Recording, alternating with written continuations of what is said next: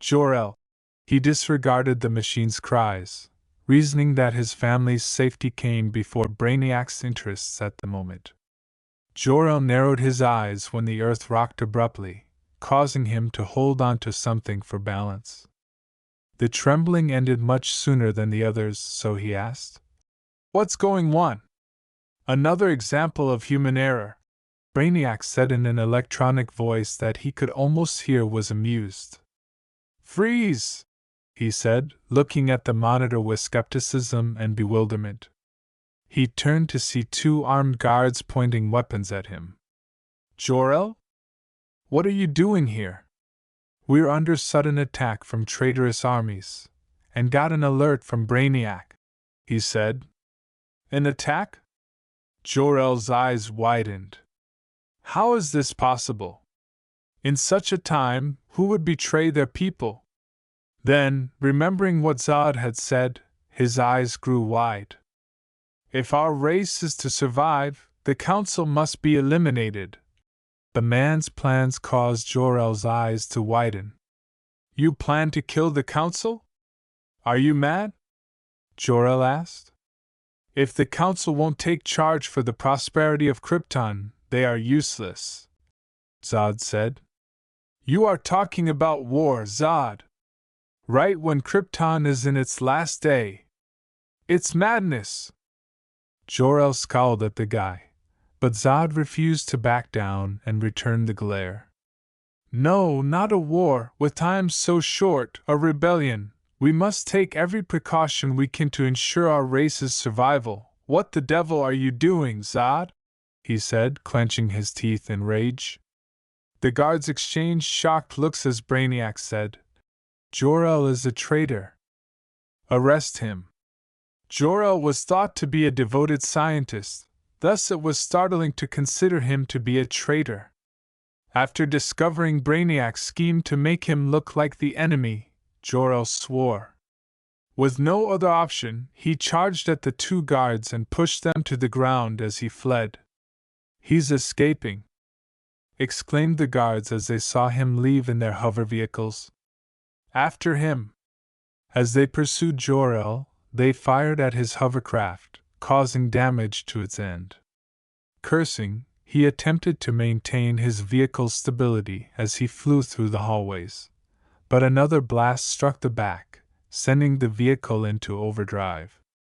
Jor-El had to act fast as the craft approached a pillar. As the guards arrived, the car exploded with a roar. They looked at the debris and saw no trace of Jor-El. "Where is he? Where did he go?" they asked. Guards were running around in another area when Jor-El peeked from a corner and ducked back under cover as they went by. He had jumped out of his craft just in time and was now attempting to escape unscathed, but he felt the ground tremor. When he turned a corner and bumped into a guard, his eyes widened, and Jor-El quickly reacted by punching the man out before he could cry for help. "Sorry, buddy, no hard feelings," he said, taking the guard's gun and running away. He eventually managed to leave the structure, but his eyes widened when he realized that there was fighting outside, with ships and crafts exploding and firing everywhere. "Damn it, Zod!" he swore at the conceited idiot. He then noticed a communication pod and reached for it, ordering, "Get me Nan Ban!" Before his wife's face emerged, the liquid metal changed. "Jor-El! What the hell is going on?" he exclaimed. "Zod's gone mad. He's leading a rebellion against the Council," Nan Ben said.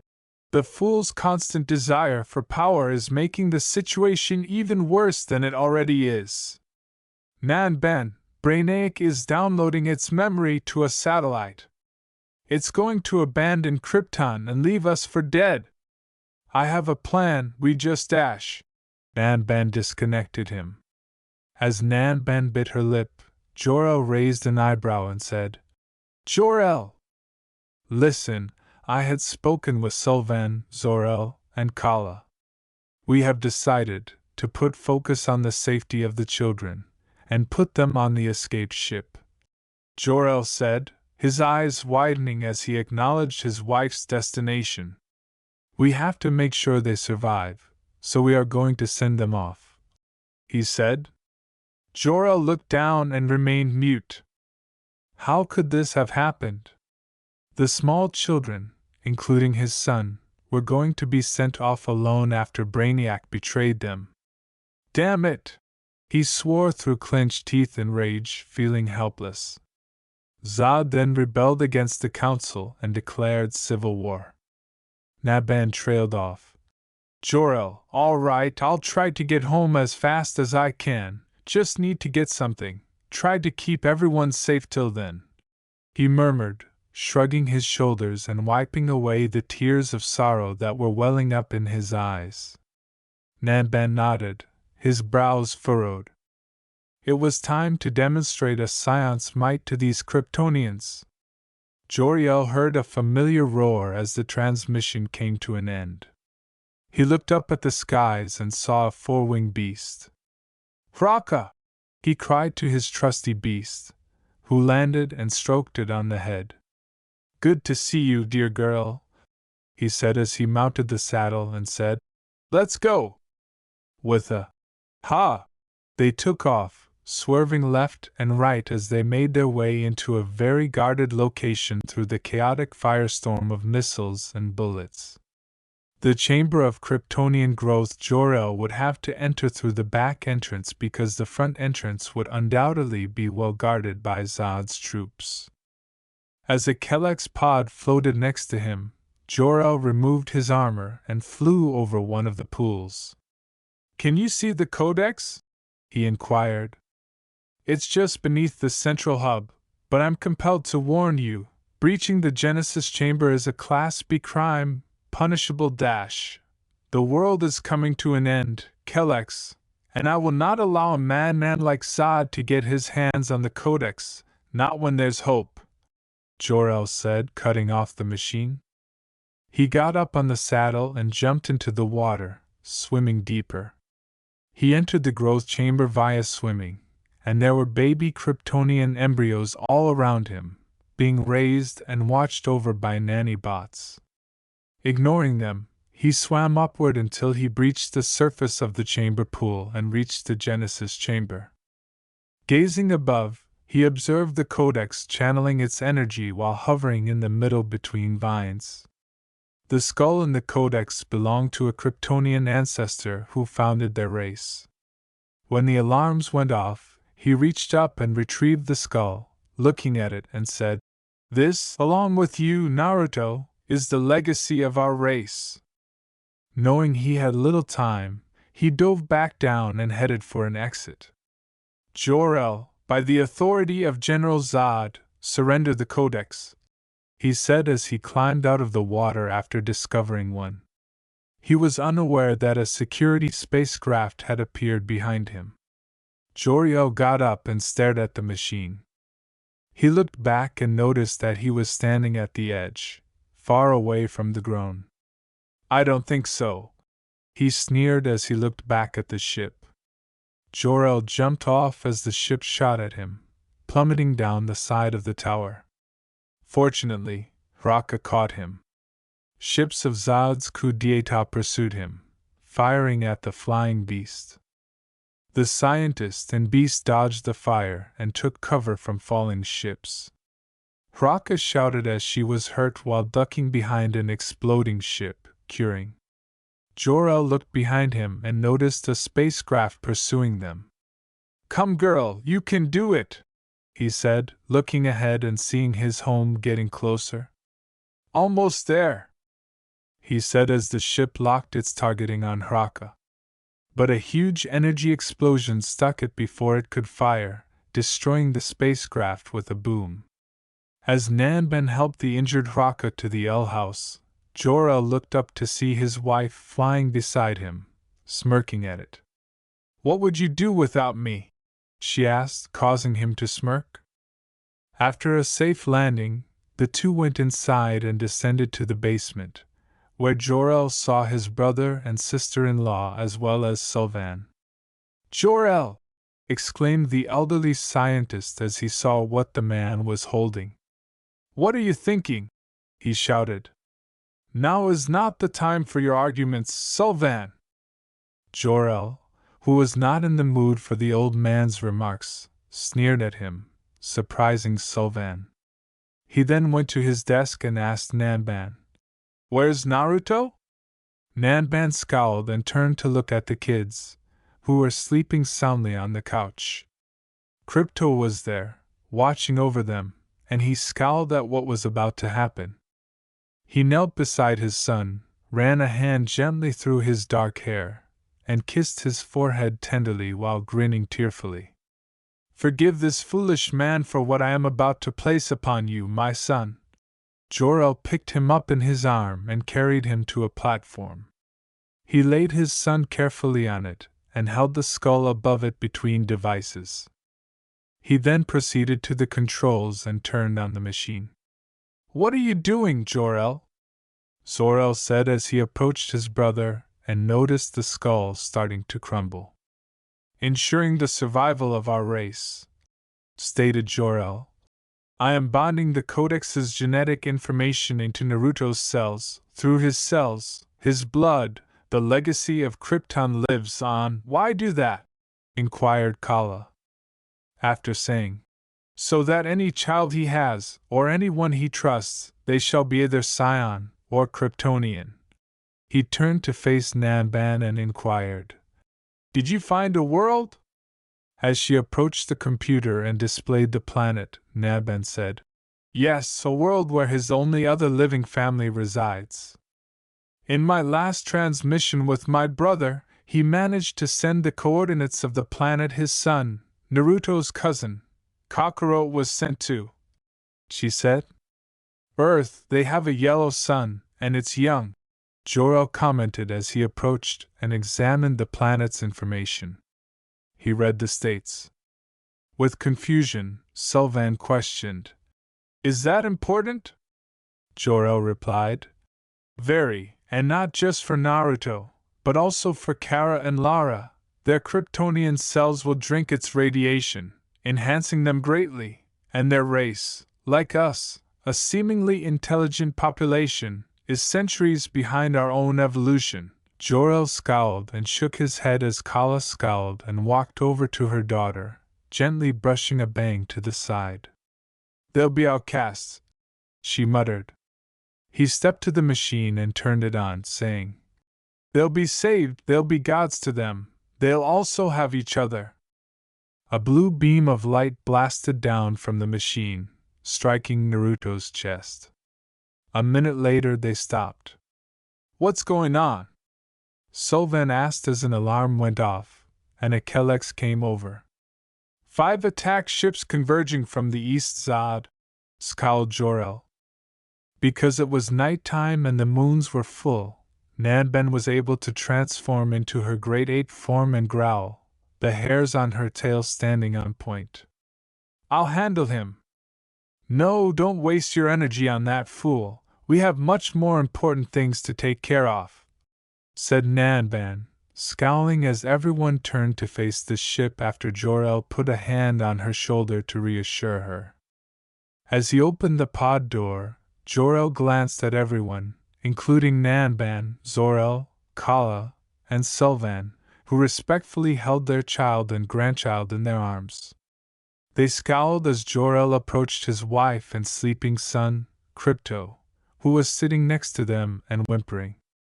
"When Planet Vegeta exploded, I thought I was going to be the last living Scion, my young nephew being who knows where, but when Naruto was born, it was the happiest day of my life," Nanban said, smiling tearfully as she rubbed Naruto's face with her tail.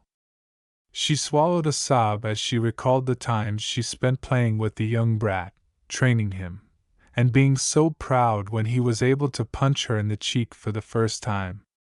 "I wanted to train him until he was the strongest in the universe, to fight battles with him, like a Scion family does." Jor-El smiled softly as he wrapped an arm around her, pulling the two closer. "He better not stop training, or else I'll come back from the dead and kick his ass," she said, tears running down her cheek. Jor-El gave a sobbing chuckle, knowing his wife would truly do that. Nanban placed a gentle kiss on her son's head. "Naruto, Narel, I wish I didn't have to send you out alone, like other Scion children. I wish I could come with you, but I need to stay back and watch out for your nerd of a father." Jor-El chuckled at the nickname. "Just promise me that you will train every day, to continue to push yourself to the limit and beyond, to train with all your Scion pride until you are the strongest. Just make sure not to train all night, you need your rest after all, and eat healthy. And make sure to keep Lara and your cousins safe, you're a man, so be sure to protect them." Tears fell non-stop, but she didn't care, just staring at her son's beautiful face. "I love you, my little warrior, my son. There will be many hardships in life, many threats, but I know you will be able to push through them. You have your mother's temper and scary strength, and I'm not talking about your Scion blood." Nanban laughed at that. "You also have my intelligence and determination, as well as our combined will to never give up. With both smarts and strength, you will be a force to be reckoned with," Jor-El said, kissing the top of his wife's head while holding her while she sobbed. "You will travel far, my little Narel. You will travel to a place where many things are different. You will meet people that might not know what you are, and may even come to fear you. But I know you will make friends you can trust, live amongst the people, Naruto. Learn from the, adapt, discover where your strength and your power are needed. Always hold in your heart the pride of your special heritage. I know you will be scared, you will be different, sometimes, you will feel like an outcast, but you will never be alone, and we will never leave you even in the face of our deaths. As your father, allow me to give you my final words, my son, you will make my strength your own. You will see my life through your eyes, as your life will be seen through mine. The son becomes the father, and the father becomes the son. You are destined for great things, Naruto. You are a son of Krypton, just as much as you are a son of Science, a son of two opposite races, one of might, and one of smarts. Your existence will change people, many for the better, I know it. Live well, my son, and never forget, your mother and I will always live on in your heart." After giving their son a final kiss, the two put him on the ship's seat with Kara and Lara. Crypto also climbed in while the adults placed the children's priceless belongings or special mementos to remember their families in the cockpit. Finally, Nanban stepped up, laid the armor she had made for her son down at their feet, and wrapped the three of them in a long blanket. Naruto was wrapped in the same one when he was born. As the doors shut and the ship started to rise, systems began to activate. Everyone took a step back. "We love you." Zod was leading his army outside the home when he looked up and saw a ship leaving. "Blast that ship!" he ordered, and his ships fired in an attempt to destroy it. But it was too late since the ship was able to break the planet's atmosphere and escape. Zod gritted his teeth and blinked as he looked down, and was struck in the face by a fist. The blow sent him flying back and colliding with his ship's side. He groaned and attempted to ignore the pain of his broken nose before looking up. As Jor-El, dressed in a Kryptonian war suit, stood beside her, he noticed a smiling but visibly irate Nanban standing there, cracking her knuckles and mockingly asking, "Hey bitch, did that hurt?"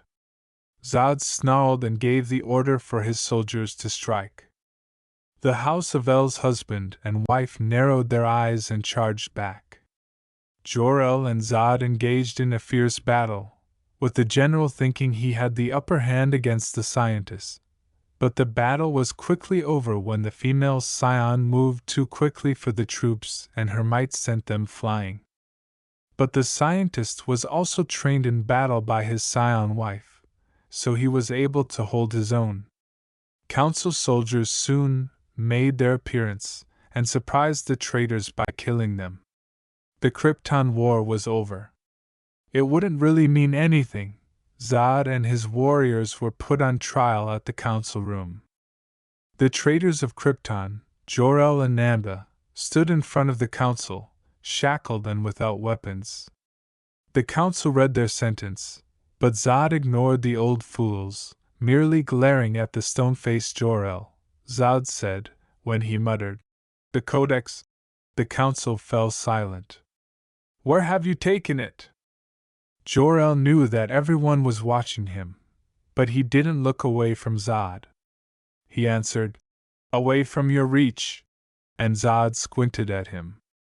"Your son, his name, is Naruto, son of the House of El, and the legacy of Krypton." Jor-El looked at his old friend as Nanban snarled at him but remained motionless as he grabbed her hand. Zod snarled at the pair. "General Zod," the top councilmen said, rising from their seats, "for the crimes of murder and high treason, the council has sentenced you and your fellow insurgents to 300 cycles of somatic reconditioning. Do you have any last words?" "You fools! You are all nothing but fool! You won't kill us yourselves!" Zod glared at Jor-El and Nanban before turning to face the council. He had to be restrained by guards as he approached them. "You wouldn't sully your hands, but you'll damn us to a black hole for eternity," he said, pushing back before turning to face Jor-El. "You were right, Jor-El. This is Krypton's last hour. Nothing would change that. But don't believe your son is safe. I will find him. I will find him. I will reclaim what you have taken from us." He and his soldiers were pushed to the center. "Mark my words, Jor-El. I will find your son. There is no place in the universe where I won't look for him." The troops' legs started to get covered in ice and began to move upwards. The troops started to groan in agony as they were covered in ice. Zod kept glaring at the two, gritting his teeth, and yelled, "I will find him!" one last time before he was completely covered in ice. Before the pods were launched into the enormous spacecraft above them, which would transport them to the Phantom Zone, the endless jail, Nanban stared at the cocoon that contained Zod. Putting a hand on his wife's back, Jor-El led them away while giving the big brainiac screen one final scowl. He closed his eyes and felt the ground trembling beneath his feet, the rumbling getting louder by the second. However, everything was irrelevant now. All he wanted was to spend his final hour with his wife. It happened more quickly than anyone could have predicted, leaving everyone caught off guard. The ground trembled and shook, shattering like paper and rising or falling. Buildings collapsed, shattering and capturing people. Magma and fire pillars erupted from the ground. People screamed in panic, women and children sobbing, men howling, and animals howling. In a time of desperation, the council pleaded with Brainiac for help, only to have their soul aid betrayed them as the artificial intelligence bid adieu, downloading its consciousness and data into a tiny satellite over the dying planet before launching into deep space. While seated on the couch in the House of El, Nanban rested her head on Jor-El's shoulder and put an arm around her shoulder for protection. They looked out the window at their impending doom, but they didn't seem to mind. Nanban was holding a picture frame of their most significant day, with Jor-El grinning at the camera and an arm around a tired but ecstatic Nanban. The Scion woman was not looking at the camera, but rather grinning down at their newborn son's laughing face, their beloved Naruto. Grinning, Nanban leaned closer to her spouse. Because they were content and glad to be together, they didn't flee from death. Knowing that their son was safe made them pleased. With their eyes closed and a last tear streaming down their faces, the fire erupted and around them. The planet Krypton erupted with a flaming blast, A powerful explosion. A solitary ship sailed the cosmos far from the shattered planet, and Naruto, his cherished dog, slept within it while he was cradled in the cozy warmth of two young ladies. He closed his eyes and let out a single tear.